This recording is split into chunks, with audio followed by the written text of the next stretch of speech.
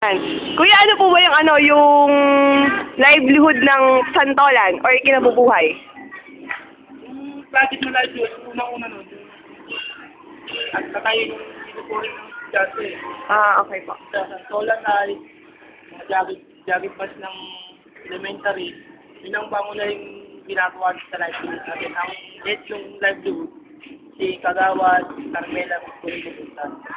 Okay po. Bali, ayun lang po yung wala na po bang iba? Hindi kasi sa amin, hindi namin gano'ng alam yung nature ng nila, yung trabaho nila. Kumbaga, yung sa amin, every time na susunduin namin sila doon, papasok sa pasig o kukuha yung mga tatayin sa pasig. Yung mga pangunahin tinatayin na, siguro pangalawa doon, mga uniforme, kasama doon siguro yun doon. Ano po yung mga pangalan ng mga patahian dito or mga kilala?